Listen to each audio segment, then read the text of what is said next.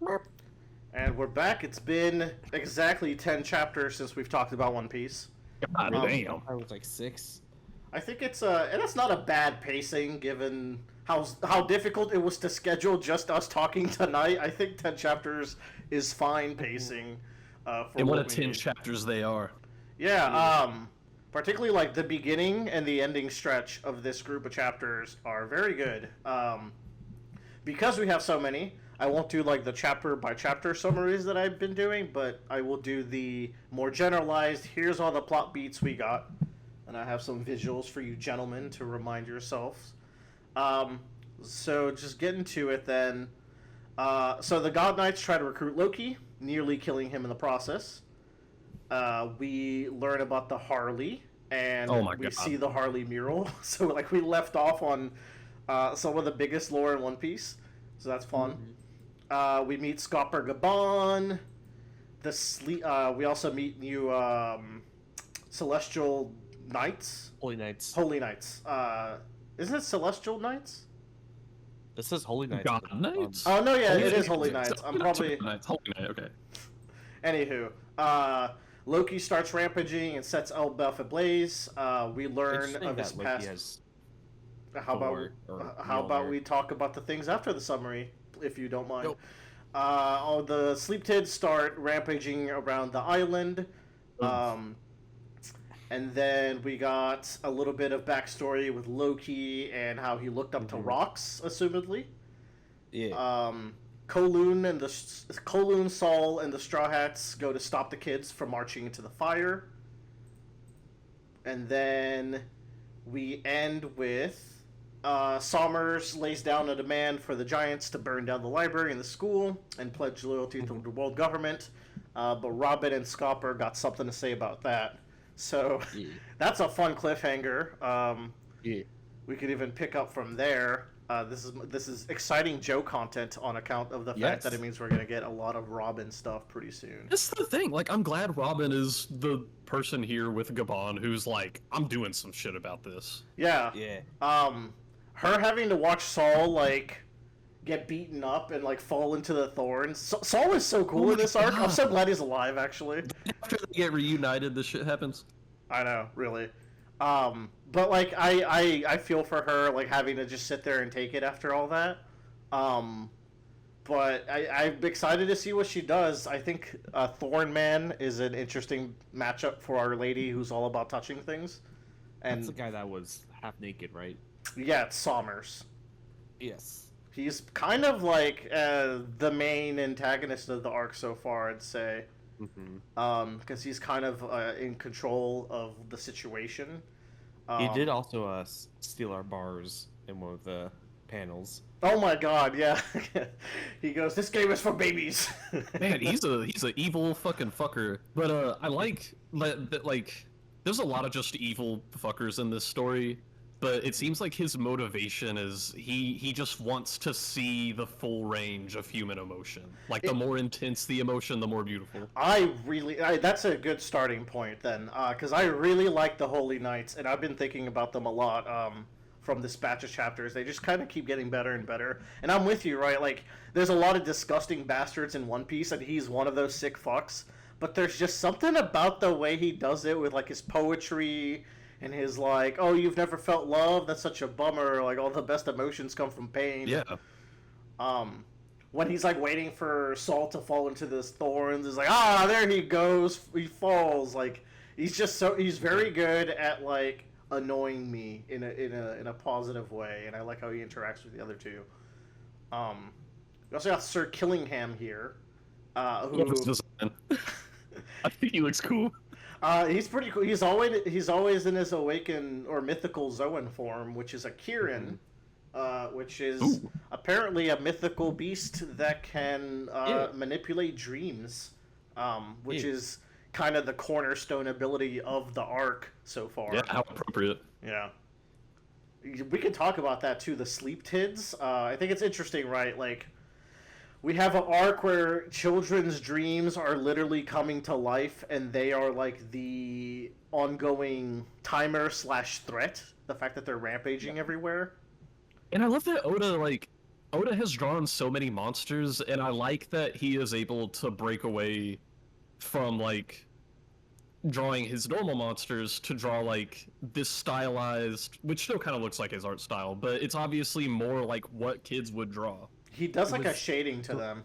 Yeah. That's So Yeah. like, while I was reading this, there's like a panel where one of them shows up like very quickly before you like to see the full rating and explain what's going on. And I remember seeing him going like, "What the fuck is going on with this guy? Like he Yes. just looks so weird." Yes, I Yeah. thought so too. It's kind of reminiscent. Like there was that chapter in Egghead where like it was the saddest part of the Kuma backstory, and Oda drew it like really rough. It kind of reminded me of that a little bit, but no, it was intentionally like a little weird looking because of the shading and all that stuff. I like We're the bear. we're joined here by Tyler. What do you think of the Holy Knights, Tyler? At least I thought we were. Never mind. What else is there worth talking about? Well, let's toss it over to you, Joe. What are like your favorite parts of this stretch chapters? We will talk about the Harley probably at the end. We'll save that for the last, even though Yeah. it's like the first thing that happened in this batch. I really like the introduction of Gabe and Gabon, Scooper Gavin, whatever you want to call it. I thought that he is interesting, and it's like Oda does this really good job of like we're going to mirror like what is the structure, what is the structure of a crew or what these pirates are, but we're not going to necessarily be one to one, but there's going to be a lot of similarities to it, right? So this is very obviously like the Sanji-esque kind of character. Yeah, there's the Monster Trio parallels, and I'm waiting to get like a dynamic between him and Sanji, or like something I can compare them to so far as like the two left arms, as it were. But so far he gives me more Zoro vibes because he's like just on like the little flashback we got with him talking to Roger. He's just kind of berating him and stuff like that. So I got Zoro vibes. Which speaking of Zoro, I think he's been like really good this arc as like he's doing a lot of right hand man stuff. Yeah, We say he's having to try to like rein in Luffy a little bit. Yeah, no, he's been doing a lot of that these days. What were you saying, Joe? Also, we saw Scooper Gavin or Gavin or however, like in that chapter with Buggy and Shanks. We've seen him many times actually. Yeah. He wasn't named for a while, and then he was like either SBS or Vivre card named, and then he was in the Roger flashback, the Odin flashback. But like he's always been like people have been waiting for this guy to show up for years. They've been speculating every arc is like because we met Rayleigh, I guess. Like, oh, is this the arc where we meet Gabon? And I was like, I don't know if we ever will, but we will, and he is important actually. So that's pretty. You know cool. how like in Pokemon every single like there's hundreds of Pokemon as someone's favorite. I wonder if like there's hundreds of One Piece characters, and I wonder if one dude out there just has posters of Gabon all over his room already. Dude, I saw people hype for this motherfucker when he showed up. There's some Gabon killers out there. He got big axe. Yeah, I always like to say everyone's got their like logical favorite One Piece character, and then their Scrimblow favorite, who's just like a goober who shows up here and there and is not that important to the story, and like they're also favorites. I also like how Oda's like, I should draw this guy in the outfit I have in the cover story because just to emphasize who he is. Yeah, so in like chapter 600 something, there's a cover story of Crocus talking to a guy, and it's Gabon in this outfit from the back. And for years, we're like, who the fuck is that guy? Like, some people were thinking it was Gabon because some people were thinking everyone's Gabon because they're just waiting for him to show up. But it actually was that guy, so that's cool. It makes sense he would talk to Crocus given that he is the doctor of the Roger Pirates. And I like his glasses. Yeah. I had never heard of this guy before this. We were saying he has shown up before. Welcome in, Tyler. He's shown up before, but he's never been important until this arc, or like named even in the story. If I'm not I don't think they've dropped his name in text up until this point, but he's been in the background. I did not know this guy's name until like this text moment right here, and people talk us like, "Oh, he's finally here." It's like, how the fuck did y'all know this guy's name? Yeah, I've known his existence. Why was he copper and not bronze? Oh shit! Wait a minute. Silver's Rayleigh, Gold Rogers, Copper Gabon. I just got I it. didn't even notice that shit. Fuck! What the fuck? Fuck! I bet you. Rods. We're done. I'm leaving. I'm out of here. Oh, we have failed the assignment. Wait, but Gold. That means Gold Roger has a senior who is platinum. Yeah, Platinum D Rocks. Wait, rocks? It's also a mineral? Gemstones. They're minerals, Murray. They're the silver, they're the crystal gems, bro. It's crazy. They're not It's even gems. more perfect because Well, like they're all like precious metals, and then there's rocks, who's just a fucking rock. Yeah. What were you saying, Tyler? You were asking me about the Knights. Have we reviewed all of them yet? We were talking briefly. I want to talk a lot about. I've been brain rotting over Gunko a lot. I fucking hate these guys. Oh, they're great. What do you mean? They're diabolical. I think it'll make sense once they're animated, but the chapters after this, this dragon guy is breaking my brain. So what? His ability is to manifest dreams. Like he makes even salt come from someone's dream. No, I get that. I just don't like the way he looks. He looks Tyler great. Tyler can't process his form. Yeah. I mean, he is pretty freaky, but I like it.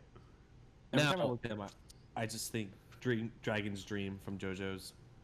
Yeah, I mean it's right. Like it's a dragon in a Yeah. bubble. So I see it. I do kind of have one reservation about the Holy Knights, which is why haven't they been in the story more up to this point? So I think that's pretty easily answerable, right? Okay. The entire, maybe not easily, but I think if you dig a little bit, you realize the entire like structure of the One Piece world, right, is the super rich elite live in their paradise. They don't have to worry about anything. They got their cozy knights in the location. They've created a system of cops and robbers in the world below them, where like, oh, piracy requires people to pay the world government to get marine protection to stop the piracy. So they've created like this little infinite money glitch in the world below them. And then the Holy Knights just stay there and they let the cops go fight the robbers down there. It's not part of their business. The only reason why they're active now is that Vegapunk did the thing. And now Emu is going for a world cleansing. So he has stationed the knights to actually go and do the job. That's I see. how I rationalize it. Like, think obviously, the Navy serves the interest of, like, the Holy Knights and the Celestial Dragons, but they're still a separate entity. So, like Yeah. when Marineford's going on, ultimately, that's a Marine conflict. It's hurting the Marines, but these guys are still up on their fucking... Yeah. Up on their Pedestal. fucking mountain. Okay, okay. And I think there's also also, for so long, like even since pre-time skip, our big bads of the series were the admirals, and they're gone now, except for Man. the lava Sakazuki. guy. I mean, Yeah. Kizaru didn't go anywhere. He's still out there. He's ready for round two. He got bodied. He lost. He's done. He didn't get bodied. He- Like, he's don't gonna make- get from. He's gonna do the Lucci career path where he gets Admiral, bodied. no, Admirals were and then he frauds gets a all along. promotion.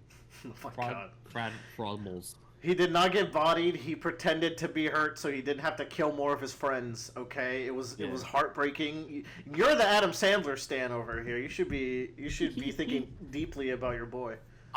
One thing about these guys that I think was like glossed over or wasn't like really dove into, but they technically have a higher standing than like other celestial dragons. Yeah. It was only mentioned on, like, one page. Do they? Yeah. I think I missed that. But it is important. Yeah, it says, like, they technically are a higher rank than your ordinary Yeah. Celestial Dragon. Because I I think think there's it even a goes, panel where they punch one, if I remember correctly. They I think were. it goes the elders, and then the knights, and then the celestial dragons. I think so. Yeah, one I remember, like maybe it was Garling. Like was hitting one of them, and Garling used to be the leader of these guys. Now it's what's his name, Shamrock, who is not in the arc anymore. He got sent back home right as these guys showed up. I can't believe that motherfucker's named Shamrock, the most Irish ass guy. Oh, it's peak. He's got red hair, bro. There's only one way we can take this. Yeah. All right, someone else throw in another topic of interest. That's not the Knights. Or the Harley. Or the Harley. We'll save the Harley, You like know, I said. Here's what I want to talk about. in general, I want to talk about Loki, but Oh, if yeah. we want to hit on something, I really loved his "I was born in the wrong era" page because Me too, man. it gave him a little more depth that I like. I don't know. The chapter before this too, where I think there's a chapter that ends with him going, it's like, Hajrudin, like, you don't actually believe I killed our father. And, like, they haven't resolved that, but it's pretty clear at this point that that's not the whole truth, right? Like, it was always kind of clear, but now it's, like, being brought to the forefront of the story. I like that we get more Harjrudin, you know? He's actually a character now. He's good. Like, he's actually kind of interesting. He has a Luffy-esque dream of, like, uniting the giants with the other realms, if I remember correctly. So he's kind of fucking. Give me Columbo next. Who's Columbo? Oh, One more thing. Make him a character. You mean Orlumbus? Columbo. Columbo was the mafia guy that did the Monopoly scam for McDonald's. Columbo is also the detective that Joe just referenced by going one more thing. Nice. So Rox is on this page, right? And he was saying that I also looked up to someone when I was a kid, like you looked up to Shanks, and then he concludes with, I was born in the wrong era, which is like, you can dig into that line a little bit. I think he was supposed to be born in the era before this one. Yeah, he wishes he was part of Rock's time, or he wishes he was an adult when Rox was there, so he could follow Rox. That's how I interpret that. Yeah. Little does he know he's born in the right era. He's gonna come to realize that. And yeah, we've got that. All those internet nerds too late to sail the seas, too early to sail the stars, just in time for memes. Born just in time to talk about One Piece with your friends. Okay, this is the right time. Even though we will be around 20 years shy of when they figured out immortality and like not aging anymore. So that's cool. Isn't it cool that we're gonna be the last few people to die naturally? Yeah. Great. Suck. Neat. On top of Loki, I want to talk about his weapon, which is a hammer. Yes. Yeah, I thought that was an interesting choice to give him. Where'd you get the hammer from, Joe? Tell me. His dad. I got it from my daddy. Yeah. Maybe. It summons really lightning. Mjolnir. Yeah, like it summons lightning. It legit summons lightning. He's half of the current stage hazard that it's in every arc. Yeah. Like I forgot that he's the one that started the big fire that the kids were marching into. Which also, like, this dude's a fucking monster, even with the Sea Prism cuff on. Yeah, he got impaled. Like, first of all, he's been starving down there for like decades or whatever, however long it's been, right? He immediately gets like fucked up by Shamrock and Gunko, and then that panel where he gets up and looms over everybody, and Hajruda's like, "Put down the hammer, bro." And that or I bet people would be like, "Oh, he just fell down as soon as Luffy fake punched him." But I'm like, "Nah, dude. This guy is one of my favorite new characters in One Piece." Now, what do you think his ultimate motivation is? Like, does he have an end goal, whether it's on this island or in the world at large? So, because I have feelings about it, I guess. Yes, I want to pull up a page where you talk about your feelings. I'll share it in the chat. I have feelings about this now that we've seen the last chapter read. Okay, you go first. Bradley, did you want to go first? Actually, yeah, Bradley. I want to hear your theory. Maybe it'll inform mine. All right, so, but this is, building off of Bradley's question. We've seen the most recent chapter. We mix and match. So it was Loki's father that started building the library, making less warriors, going towards peace. And I think Loki feared that going towards peace was going to make them weak to the Holy Knights and the Celestial Dragons. And all sorts of foreign influence. And they were fighting about it, and then one of the Celestial Dragons, like, I don't know, maybe somebody with the power to, like, make people move on their own of their own will, like maybe a hammer crash all the way through someone's head. I don't know. Maybe someone can like point people's bodies to stab other people. Maybe someone Just an can even idea. redirect blows. Yeah. Yeah. However, did he recognize Gunko? I don't think so, because he's seen Gunko's ability, and there wasn't any. Yeah. But maybe like I don't know.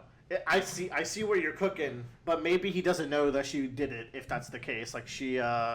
Maybe it was the user before her. True. That's also like about Gunko's ability. Imu did like a very similar arrow attack when they killed a cobra, and like he also like summoned all the elders. So I feel like they're getting direct devil fruit powers from Imu because I think the most common theory is like Imu is either the ocean or like the sea devil that like is part of the devil fruits. Well, maybe not. When we get to the Harley, I think there's a lot of interpretations of all that. See God. What were you gonna say, Bradley? Because I do like that. I do like that idea though, Tyler. That like they fought for that like warrior spirit that Elbaf has, which is actually what Sommers is like. Like, oh, you guys are reading books. Like, what is this peace loving shit? You guys are supposed to be giant warriors. I also like how they're like, there is no subtext or pretext anymore. We're trying to end this world, so we're just showing up and telling you you're oppressed. Like, it's such a stupid, bold strategy, but it kind of shows that like they're about to hit the full reset and they really don't give a fuck anymore. But what were you gonna say about Loki and his motivations, Bradley? Yeah, I actually kind of like Tyler's idea of like him maybe trying to push Elbaf in a direction where it's like you simply cannot survive. Your nation simply cannot survive in One Piece's world if you're all about peace. Like peace is good, but you need to have some amount of military strength. But what I was first trying to think of Loki as like, because there's a lot of times where a character might come across as bad at first, and then it's like, are they actually misunderstood? Or did they, I don't know, did he have a noble cause he was fighting for and he was just the guy who lost? But as time has gone on, Loki seems more and more irredeemable to me. He does just kind of seem like a fucking shit. Really? But- I have the complete opposite take. Really? Because Yes. he seems like he kind of fucking sucks. Like, as a person, I don't know. He's wrecking the whole island.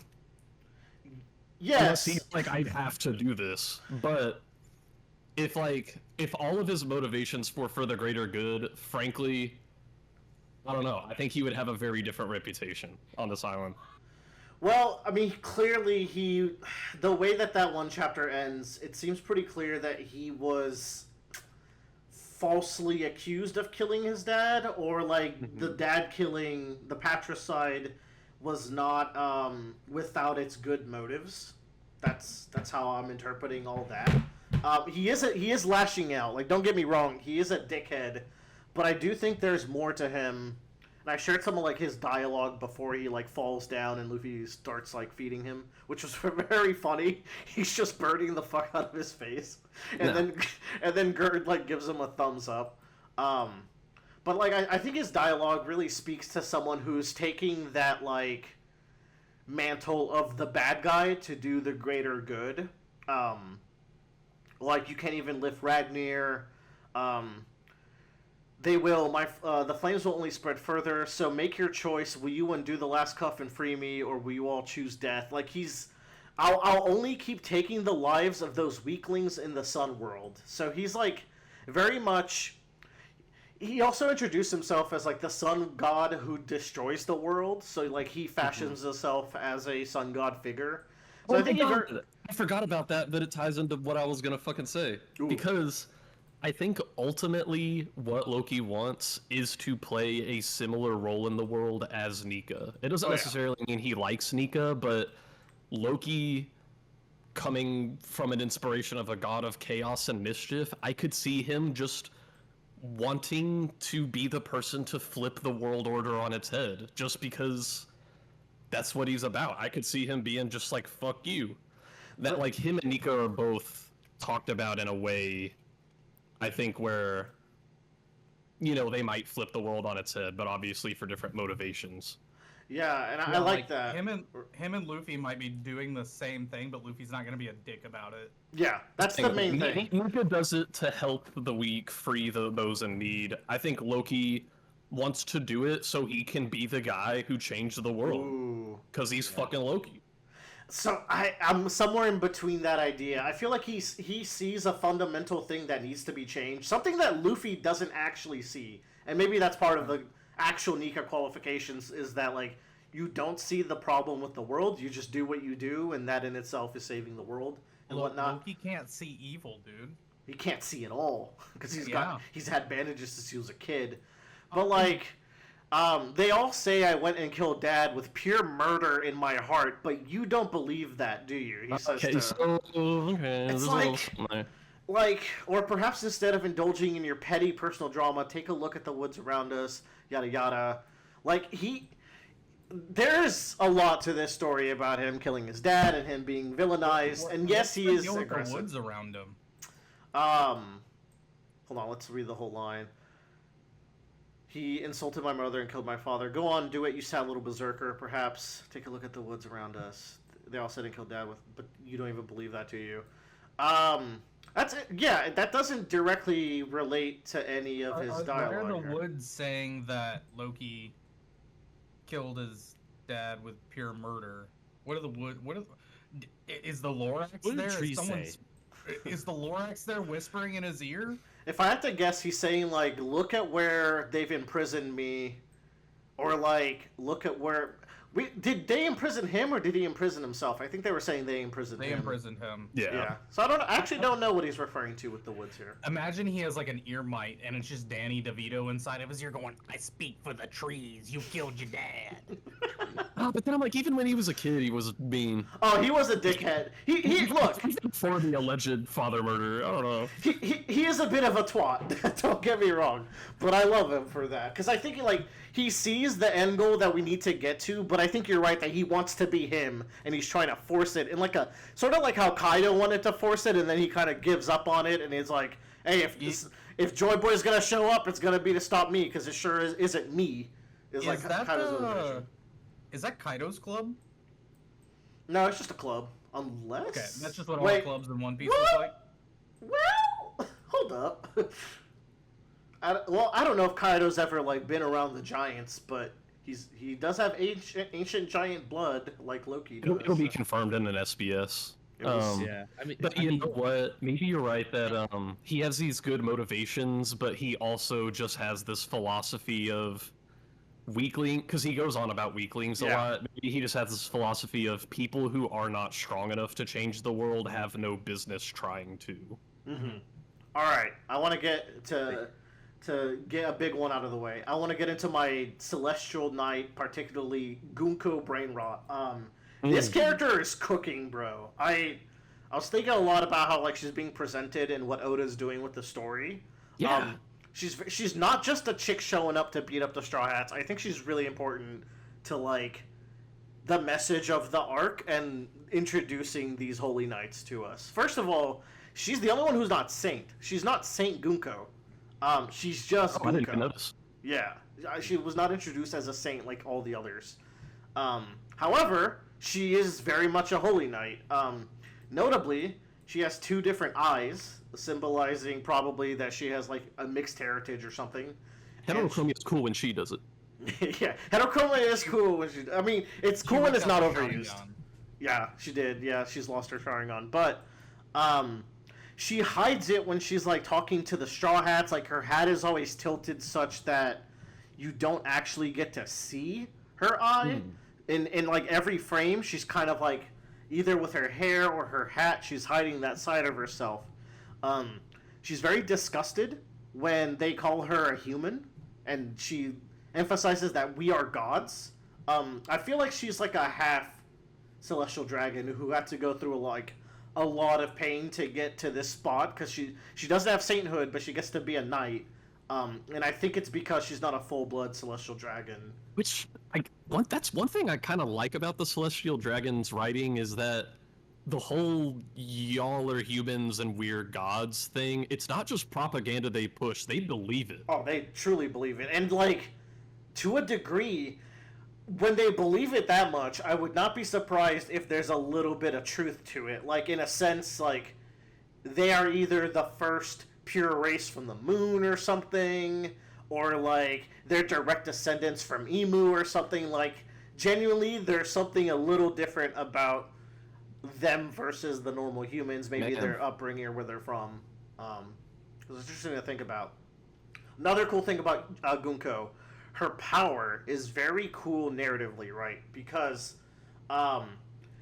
when she was introduced and during this fight with the Straw Hats, one thing about her power is clear, and it's that, like, it's telling you where the future is headed, and everyone can see where she's attacking. Like, it's very clear what's going to happen. That's the thing, they'll freak out before they get hit, like, shit, she's about to fucking hit me. And you can't stop it. There's, like, a sense of, like, determinism and fate to Gunko's, like, character and powers, where it's like, this is fate, this is my attack, there is no stopping the will of this attack. But I think that, like, goes to show, like, what her character is really all about, where I think she's resigned herself to the fact that, like, there's no stopping Emu, there's no changing the world, things are going in the path that they're going, and she's, like, repressed her humanity, which is what I think The Other Eye is about.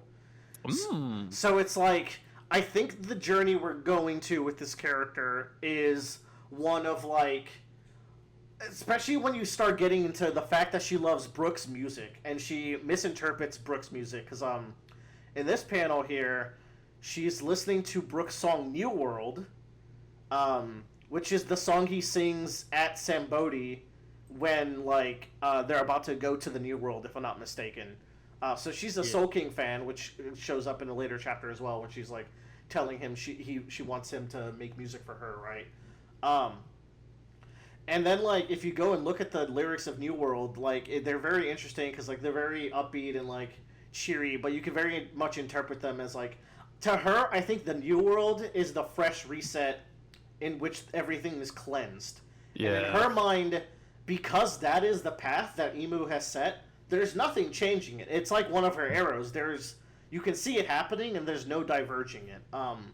Which leads to her dialogue here, which I was kind of, like, I think this is, like, really bad translations, so I had to, like, go back and double check to see, like, what TCB scans were or whatever. So my interpretation of it was right. So she says, "One day the world as we know it will cease to exist, or so we thought." I was like, what? That's, like, a weird way to say what I think you're saying. What she's saying here is, like, the world was set to disappear with no one knowing. And, like, that's the direction we were going, or so we thought. Because a small number of humans realized it and warned the world of the danger. So what she's saying here is, like, one day the world was just gonna end, and it was gonna be nice and peaceful. But these nosy motherfuckers have warned everyone, and now there's gonna have to be conflict and friction. Which I think is, like, a really cool, like, hey, in my mind, this could have gone peacefully, it was going to be good for everyone, and that would have been better for everyone. Because there's no stopping this from happening. So the best case scenario was no one knew about it, and it would just happen. And, you know, no one had to suffer, and very Part 6 Poochie kind of vibe. Yeah. With if you know your future, it is what it is. She goes on to say, what's the next line? Also, she has the immortality that the elders have. "It is unstoppable.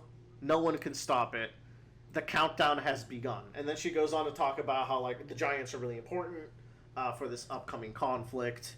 And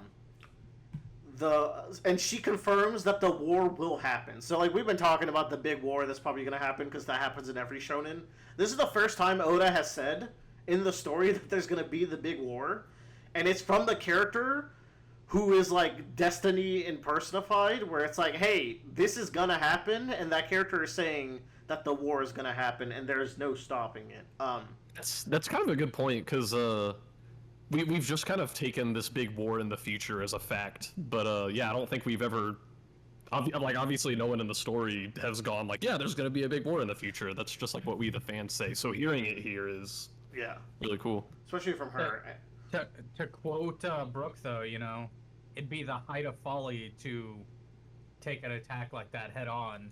That's as predictable true. as it is.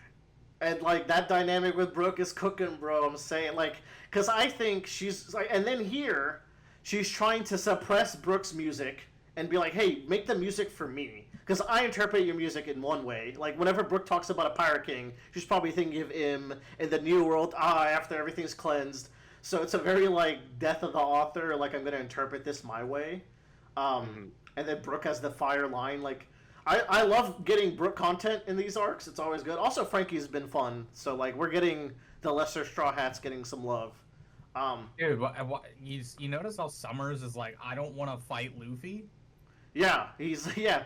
The thing is, like, I wonder if these guys can take Luffy in a head-to-head fight. It's interesting that Luffy is removed. Like, Luffy does not even know that the climax is happening above him right now. And I think that's cool. Luffy is the antithesis to Gunko. I think a lot of Because characters what you are. described is Yeah. like how predetermined she is and how unpredetermined Luffy is. And that's the other Particularly in thing. Gear 5. When they're talking about what everyone's fears are, she responds, "My biggest fear is Nika." At the end of that one chapter. Why? Because Nika represents things not going down the arrow. He is the arrow disruptor, and that gives her a lot of anxiety. And they really focused in that, like, she's the only one that listed a fear among the Holy Knights. So it's like, there's a lot going on here, and I think the trajectory, works as an arrow pun, of her character is really interesting, because I think I don't know if there's a redemption arc, but they're really going to examine the idea that, like, Im's plan is set in stone through this character. Oh, and speaking of people being afraid of Nika, we have not yet engaged the Nika sleep tid. That's true. I was going to mention that earlier. He's out here chilling. I feel like the future of this guy is when Luffy's finally going up the tree. This guy's going to pop in and he's going to body it. It's going to be great. Be like, why did that guy look like me? But yeah, that's my current Gunko cookage. I could go into more, like, especially more with, like, the Brook stuff. I also, low-key, I think Brook was going to be a Celestial Knight at some point. He knew about them, and no one else in the crew did, not even Jinbei, by the looks of it, and Jinbei is very worldly. Like, he even knows the story of Scopper Gabon that they were telling, like, when they introduced him. But he had no idea what the Holy Knights were. That's the I thing think is, Brooke's just been around, dude.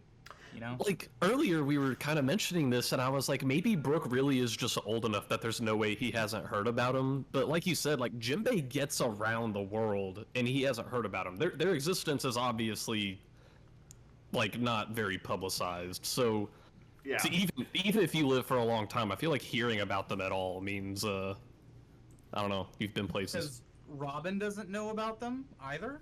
No, none of the straw. Well, Robin wasn't there when they're fighting Gunko, and Brooke says, "Oh, it must be a Holy Knight." But also, Robin hasn't mentioned anything about them. The only characters that know about the Holy Knights is Saul and Brooke. Saul, maybe because of his connections with the government when he was a vice admiral. Also, he has been reading the O'Hara texts, so maybe there's something in there. But I think Brooke, because Brooke's introduction was very sly. He was like, "I was a musketeer from the West Blue Kingdom. My bounty was 33 million. I will be your musician." Like, that's how he introduces himself to Luffy after the arc, and he's saying, "I will join you." Like, he drops that little tidbit about himself that he was part of some kingdom's army at some point. So maybe that kingdom was on track to, like, create some Holy Knights, or maybe he's been to Marijoa and seen the Holy Knights there. Either way, there's a link, and now that, like, Oda is playing up this dynamic between the two, and she's a fan of his music, and now she's, like, kicking him, and, like, and even, like, in a previous page, is like, that girl, there's something about her that's, like, funny, and I don't think it was just the fact that, like, she was a fan of him and he could sense that. Like, I think there's more to it. He might have seen her as a child or something, so there's something going on there. But yeah, that's if y'all got anything on Gunko and the Holy Knights before we probably move on to the Harley. Have you seen the thing that Gunko looks like Koala? Yeah, but that's just One Piece characters looking like each other. Oh man, I remember someone was saying she would be a secret revolutionary because she has goggles on her head, but then I think people pulled out one or two counter examples of non-revolutionaries with goggles, but there's a shitload of revolutionaries with goggles on their forehead. Yeah, I mean they have the steampunk aesthetic. Now, okay, let's go down the track. If she looks like Koala. Koala did come from Marijoa, but she was a slave. So this could be Koala's sister, and that could go into my theory where she's like a half-blood, and one of them was casted to slavery, and the other one got to stay with the father, and she rose up the ranks while Koala was eventually freed by Fisher Tiger. That's how I remember. Like, I believe Koala was one of the people freed by Fisher Tiger, if I remember correctly. Yeah, yeah. Yeah. So she was in Marijoa. So you know what? You might be onto something there, or whoever.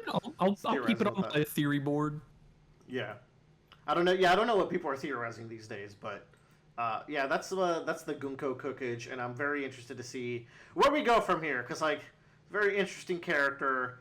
I think her worldview is going to be very challenged by the arc, and that's going to be like the main emotional core on the villain sides. I again don't know if she's going to turn or anything, but also during the fight we get this great panel of Nami getting electrocuted, and it's like, it's me!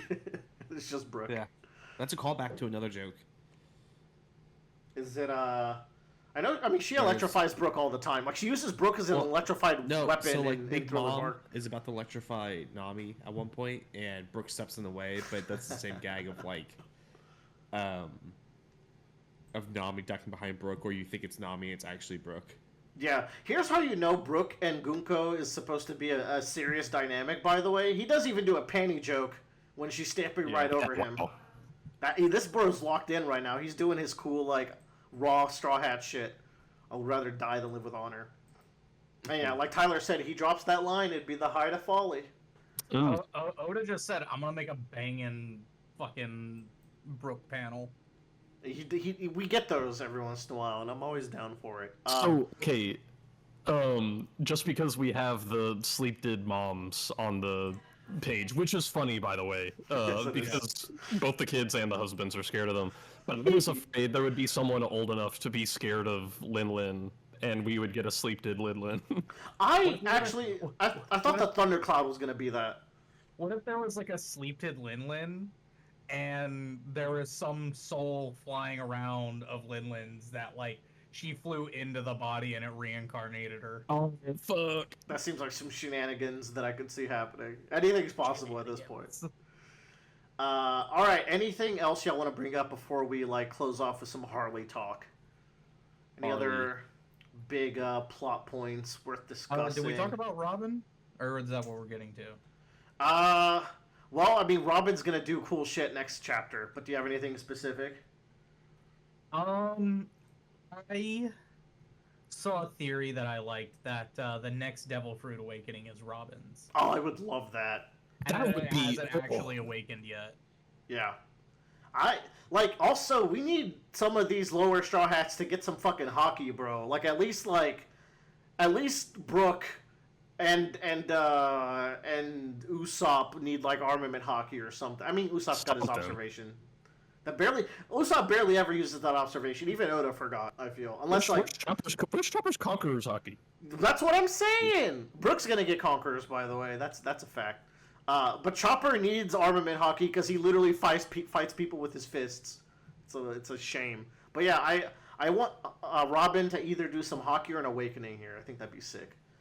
I struggle to understand exactly how strong these knights are. They are immortal. I think that's like their big thing. Is I don't know. Oh, yeah, they blast her and she regenerates. Yeah. I think they're connected to Emu because the Yes. same thing was happening with the Elder. 100%. Yeah. But like. So I think it's like they like pour their blood into him, kind of a thing. Mm-hmm. I wonder if there's a limit to that, or if like Luffy can do like a Joy Boy style giant ass hockey blast that like disrupts their immortality. I guess we'll see. We've I reached think the. it just means they're gods and they're built diff and we should serve them. I guess well, that it makes a lot of sense, right? When you get to like, hey, we're the gods, and we're like, oh, we're putting up a resistance, and we're like, we even fought out the government, and one of these motherfuckers shows up, and you can't kill them. It's like, I guess you are gods. Okay, here's your money. Oh wait. That guy says something. The abyss. That must be the pentagrams that they make to travel through, which they can't send the kids through. Right. The abyss pentagrams. Yeah. Those without the mark cannot travel through the abyss pentagrams. Without the mark is such satanic shit. So I know, shit. What if Blackbeard's fruit can send people to the abyss? It does put them like he stores like infinite things in that black hole and then shoots them out. So I don't know. We'll get more on Blackbeard in the future, surely. Okay, if there's nothing else, let's just take a quick look at the Harley. You know, very very simple little page here that didn't brain rot me. It's kind of a shame this didn't fall into our last batch of chapters because we took so long to talk about it. Because this is absolutely one of the most insane spreads in the entire manga. This is one of the most insane spreads in manga. Like, there's just so much to dissect. I remember Tyler and I did we go to a wedding? No, we went to an event. Millennium. Yeah, and then like I spent the night with him and Kelly at their where they were staying, and then we woke up and then we just like dissected this chapter, and then we drove home. It was great. Yeah, where do you even start with this? What's everyone's interpretation? So it's got the first world, the second world, and the third world, and the way that it's broken down. And I forget which one is the second world. No, the third world is where we currently live. Yeah. The second world is the Void Century, if I'm not mistaken. I think so. And then the first world is what was before that, which led to the Great War. I imagine. So what's interesting about this mural is it depicting the fall of the first world or the final battle of the third world? It's not very clear. It looks old worldy because of like all the stuff here on the right, but the stuff on the left could very well be happening at the end of the story too. I'm pretty sure like it's a right to left thing. Like the right is the old world because it's mentioned how the ancient kingdom was more advanced, so you have all like the skyscrapers and everything, and then it gets broken down to the second world, which is the kind of like I don't know, like just some sort of like intermediate period or the period just before the current events, like. So that you're stumbling there is why I don't buy into that idea that this is sectioned into columns, because stuff mentioned in this paragraph also relates to the stuff here. I think this is a great battle, because remember, the Harley is a child's drawing from the past, and then the Harley text talks about an event that drawing is depicting, if I'm remembering correctly. So I think that drawing is depicting the Great Battle. I think that's even how Ripley introduces it. Yeah. So I don't know if it's because like the second column would make no sense. Like this thing is talking about a lot, and all it's showing is the tree and a dragon, and the dragon is part of the first half anyways because it's fighting with it. So I think because of that, I don't like see it sectioned that way. But I could see a thing where it's like the right side is the past and the left side is the future, but like the same battle takes place on both ends of the cycle either way. Anywho, so like I don't know where do we start? Like there's just so much to read into here. I guess we could just read it and then the thing is like the big one is like to me is these little guys going down into the water and coming out with first world. So okay, let me allow me. Read it. The first world. Within the earth there was fire. Mankind succumbed to the greed and touched the forbidden sun. The enslaved prey and the sun god appeared. The earth god raged with its serpent of hellfire, shrouded the world in death and darkness, and they will never meet. So yeah, go ahead. No, you go. I was gonna say serpent's the red line that surrounds. And this thing also. Yeah. Yeah. Maybe And- both the same. Maybe he got petrified at some point. Maybe Yeah, it's yeah. representative. Maybe there was never a Uh, giant fire-breathing serpent, but that's how they interpreted the red line. Touch the Forbidden Sun. yeah, I think it spawned out of the water, so Yeah. like that was a giant, Yeah. long Serpent. thing. Yeah. Yeah. Now look, That's here's what I'm thinking, right? Ever since the first time we saw the Mother Flame used, I've pretty much equated it with nukes. Mm-hmm. And we have a very highly industrialized society here. They found the power of the sun inside of the Earth? Yeah. The center of the Earth is very, very hot because of pressure, but also the decay of radioactive elements. The same radioactive elements that allow you to make nukes, or Oh, to yes. make something like those buildings on the side, like fusion reactors that give the world tons of energy. So I think that's might be what these people are doing, is mining these radioactive elements to make more weapons, to make a bigger society, and I think that society just got too big for its britches. That's anyone agree, disagree with that interpretation? I think I think the sun god appeared is nuclear war, maybe. I have an Ooh. interesting thing that I was that ties into that, Bradley. Let's hear it. Go. I was at a museum a few years back, okay?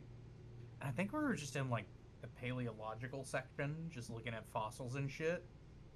And we had just looked at some hieroglyphs. And I started thinking in my head, I was like, if the world ever collapsed, why would you warn the world of what caused its collapse if it was created by humans? It's like Because it's an then they info would just hazard. do it again. Like you would just delete all history Mm. of what caused the world to collapse. So nobody, like, if you leave a warning, that's That gives a hint of No. how to recreate it, is what you're saying. Yes. Yeah, that's interesting. and I kind of had this like I had to sit down because I was just in my own head about it. Like I don't think it's serious or anything, but I was just like, holy fuck! If society has already collapsed on this planet Earth, they could leave no evidence behind. Like the Greeks or the Egyptians, you know, like they have hieroglyphs and shit, but it's like I don't Is know. it? I think it's interesting. There's a few things looking at this. One, That's a cool thought, um, Tyler. But go on, Joe. scrolling back down to the people going to the water. The people on the right look like they have halos, which I Yes. think is interesting. Okay. Let me get to wow. it. Let me get to it. The power of the sun is the literal power of dreams, because that is a quantifiable element in this story. It is a thing. Reinforced twice now, once by Vegapunk, now by Sir Killingham with the Kirin fruit, right? What it appears to me is that people with dreams and hopes and life energy go through a machine and are doomed to die, and then, like, or rather, they put these dreams into a machine, and then, like, they basically, what I read this as, and I forgot how this loop goes, but like it looks like people are putting this star energy that's everywhere, even on this side, like this power of the sun, this power of dreams, this prayer energy into whatever receptacle this is. But I think it leads to their death. And it appears that they're like going down, either down an elevator or up an elevator. Maybe like the idea that like, oh, that's it. Okay, so I just recontextualized it. People alive can give it, but I think also the dead, the literal inherited will, which is another element of the story, can also be harnessed for whatever this energy is. And notably, like, the enslaved prayed and the sun god appeared. Literal prayer energy is why the first sun god appeared. Whoa. So it's like, this energy is not just geothermal nuclear energy, I think. Like, this is people's hopes and dreams, which ties back into how the devil fruits are made. So going off Gotcha. of that, don't forget, and they're going into water or fire. Like it looks like I think it's it could be fire. either or. Yeah. I mean, But like, they're sailing on water, but I think the idea is, like, everything's fucked, even if there's water down here. I think this is hell. But Yeah. like, True. but there's also like the idea that like Holy once you like, shit. this is like, for example, like the catalyst or the origination of like devil fruits are these dreams, and they're from people being sent into hell or the water and then harvesting them, like you were saying, and that's what caused it. Also, the other thing I want to mention is that like this elephant's head turns into a boat. So, Thing. I didn't notice this at first. That's Yeah. elephant shaped, and that's the Ark Noah. Yep. Yeah. They Because have the two of each below There's it. 2 of each, Yeah. and a weird angel. I don't know what to make of this dude, because I don't think it's a No. Lunarian, because we see what Lunarians look like in this painting here. That's Vanderdecken, bro. Shut the fuck up. But That's Vanderdecken, we man. He's been there the know whole time. Zunisha has like some tie to the Great War and some tie to the Pluton / Noah / Poseidon. Like, there's something going on there. So I'll have to say that I think Zunisha's like task is to move the Noah places back in the day. Which also, I think they just here's they just either made 'em your big mode back in the day, you know. here's either the Uranus or the Arc Maxim. Yes. I want to say it's Yeah, Uranus. That's fucking Inaru, bro. So I think got lightning the bolts. story there is that Anaru found like blueprints to the Uranus and built the Arc Maxim in its image, which Yeah. is very interesting for the false god to build a godly idol based on that image without knowing it. The love moon's even him. there. Also, So- is the Great Red Serpent mechanical because it's coming from the city and it's got these weird X's on it? That's something to think about. The moon is here. Also, other fucking planets are here. Yeah. Yeah. And don't And forget. also, You notice one of those planets has the same pattern as the serpent? Ooh. Oh shit! And also, those little sparklies that the people are carrying appear both around the moon and also in the top left of the Harley. Yes. During the battle, they're part of the fight. Okay. Okay. So, wait. I think, like, we have Lunarians on the island. Like, We got Lunarians Naru. here. yeah. I guess that's just a Skypian or Balkan or whatever. I think whenever, like, the first king or god came from the moon to Earth, like, tried to fight Emu and lost. My question is Emu this guy or is Emu this thing? I think the thing on the left is, like, it might be fucking Loki. but he's- nah. Well, I mean- he's the sun god who destroys the world or whatnot. And he's got the horns. Horns. But I mean, But it there's also can't. the giant with the maybe horns. that's why he Yeah. thinks he's the sun god. That's well. I mean, there's an You know? ancient giant here, but okay. That's first world. The Earth raged, the shrouded, and they will never meet. We'll talk about them never meeting later. Within the second world, within the void, there was breath. The forest god tamed demons, and the sun spread the fires of war. Those of the half moon dreamed. Those of the moon dreamed. Man killed the sun and became God. Bars, by the way, that line goes so hard. And the sea god stormed, and they will never meet. This one's a doozy.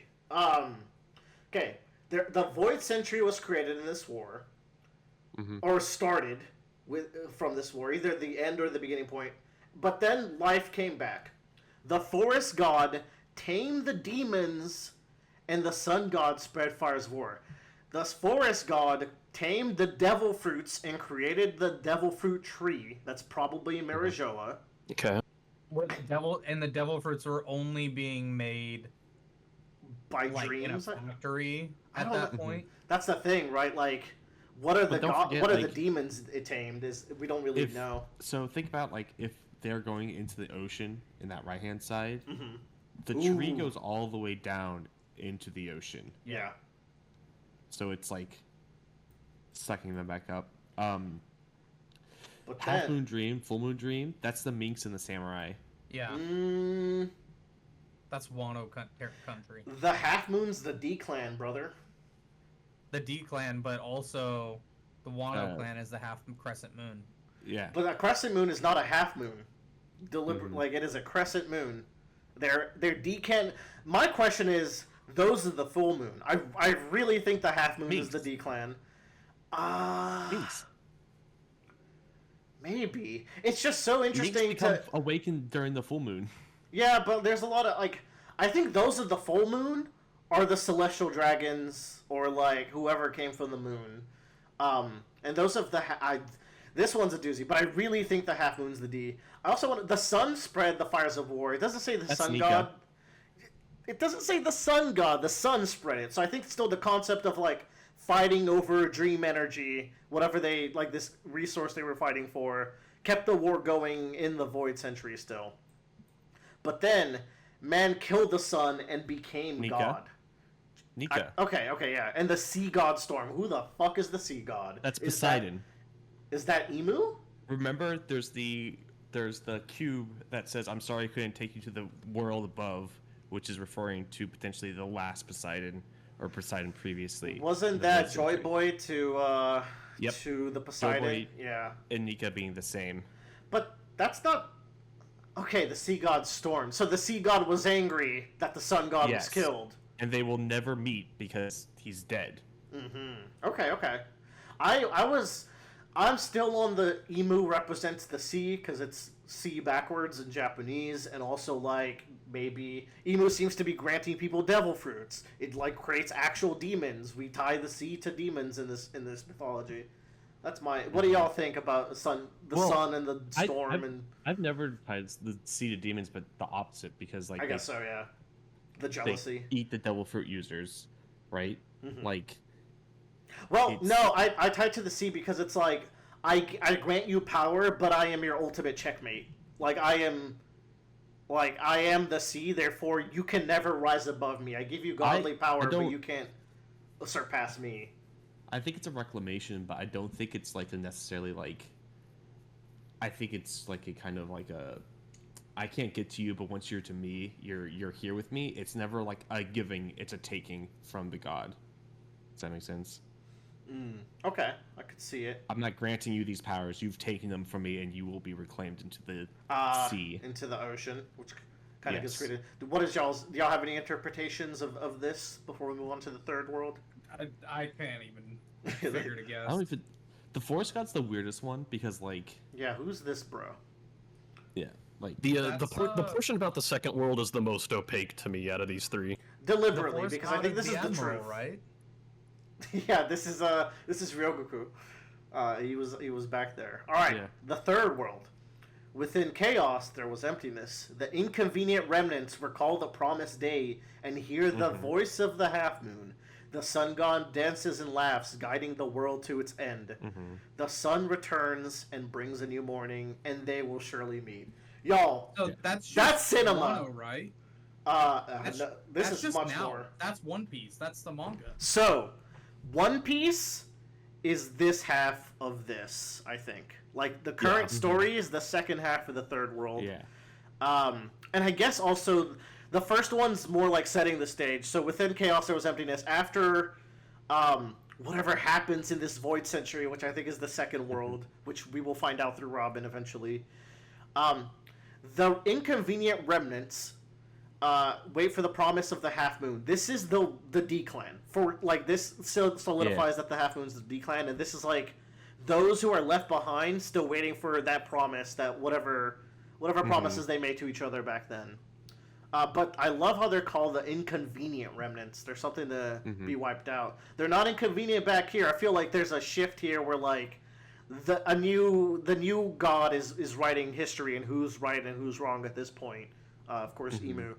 It feels like definitely like a betrayal happened, or kind of like there was some sort of splitting in that D clan Yeah. that caused Nika's downfall. Yeah, Or yeah. traitors. There was a traitor, I think, in the midst. I know people Yeah. like to throw traitors in every One Piece arcs ever since Kanjuro, and stuff like that. But that seems very like Shakespearean, like very Yep. very biblical for there to be the traitor there in the midst. The sun god dances and laughs, guiding the world to its end. Might be one of my favorite lines in all of One Piece. This goes unfathomably hard to me. Guiding the world to its end. Yeah, like whatever end that will be. And then of course there will be a new dawn. We've been setting sun that returns. up for forever. And they Back to will my- surely meet. That game, when I read that, I got chills. Like the way they build up to they will never meet, they will never meet, they will surely meet. Who is Who they? or what is meeting? Who is they? That's Yeah. the question. What's y'all's interpretations on they? I think I they got still fucking like nothing. Nika and Poseidon, but like actually like Luffy awakened and bringing Shirahoshi to the surface, kind of a thing. Okay. Anyone got anything? Because I think I got one. I honestly have no fucking idea, but I would think it's cool. I would think it would be cool if they included Nika, Luffy, and a unknown something or someone that is on Laugh Tale. Ooh.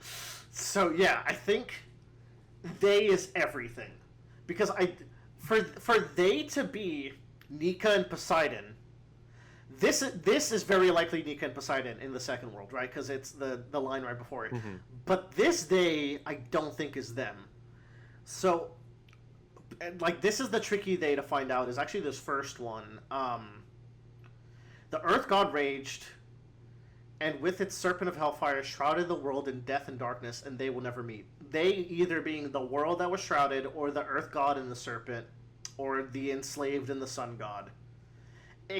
There's a lot of like pairs of people in this first world that they could be referring to, and then they here could maybe even be the forest god and the half moon and the full moon. I think they is One Piece. It's everyone. When it all is said and done, and we get to the dawn of the new world, like all these things that Emu has been separating, all like these barriers that have been built up, all like the prejudice and all like the planned evil that's going on to keep the world in the way it is. It'll end, and then everyone will be able to meet. And I also think like there's a spiritual level of this where like some spiritual shit's gonna go down. I've had the theory years ago that like Laugh Tale's in the underworld, and when Joe brought up that they're fighting in fire, that re-sparked that idea for me. Anyways, I think we're gonna see the ghosts of at least like the past ones of the story at some point in a very cheesy but like emotional moment. And I think they is like literally everyone is going to meet one last time at the end of the story. It's just going to be the paths in Attack on Titan. It's very Attack on Titan paths, but like Luffy's gonna see Ace again. Like all the Straw Hats will see the fleeting memory of their mentors. Like all the pain and suffering of this world will be okay for just a moment at the end of the story, and then life will go on, and they'll go their separate ways.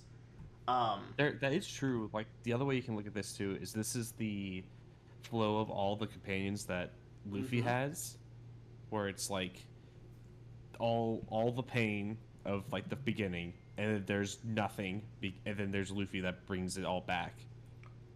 He guides the world to its end and brings that new morning where they meet. Like it's I know it's like what a corny ending, but man, that's gonna hit. I'm putting it down. Like when if it goes down that way, and it's not like they're being revived or anything. It's just like a nice fleeting moment. And like this world has literal inherited will, like dying people passing their energy to the people of the world in this part of the thing. So it's like there's literal forces at play that I think can facilitate this. And if you go with like a Davy Jones locker or like underworld kind of vibe, I don't know, man. When Nami sees Belmare and Chopper sees Dr. Heroic, I'm gonna lose my mind. Just saying. And I see Neru. Well, Neru's gonna be fighting with us. Which yeah, he's got to kill all these false gods who call themselves gods because they're fucking idiots. He's God. Isn't it kind of sick though that he's so relevant? Like he's right here, bro. He's right here. in a way, like that's gonna be mind blowing. Last thing I'll bring up: literally every race is like at play here. Here's Wano, by the way, in this in their little crescent bow. I like the little shitty Naruto shuriken. it's just float. I like picturing like a little ninja guy with a floating shuriken.